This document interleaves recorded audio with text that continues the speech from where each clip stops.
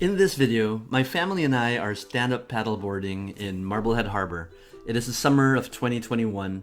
We don't own stand-up paddleboards, but we rent them from a business called SUP East Coast Style, which rents them out from Riverhead Beach at the back of the harbor.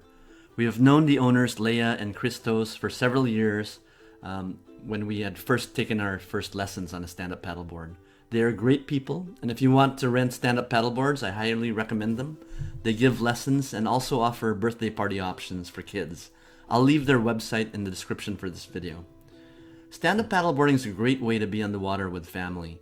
You have to stand in the middle of the board with your feet on either side of the stringer.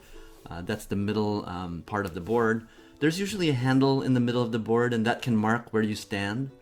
I usually start off paddling with on my knees, which is more stable, and then once I get some forward momentum, I slowly stand up to my feet. It's fun to stand up on the paddleboard and practice balancing on the water.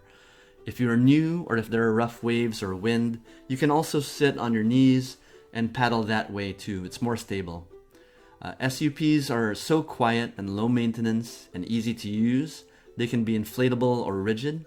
And if you fall, make sure that the leash is on your leg and climb back onto your belly. I should try to fish on a stand-up paddleboard one day. Imagine what it would be like to catch a striped bass on this.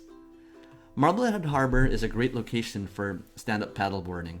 The back of the harbor is fairly protected from the open ocean, so you don't have to worry about large waves or being blown out to sea.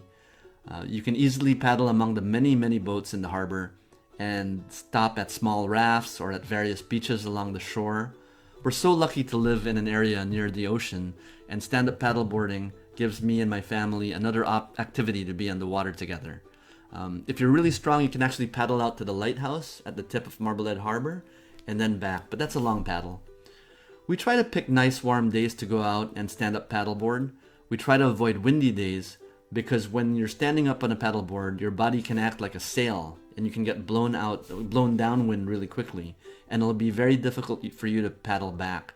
So if there is wind, we try to make sure that we know the wind direction, and it's important to paddle upwind first or crosswind so that when you have to paddle back to your original location, you don't have to fight the wind coming back, which will be a lot of work.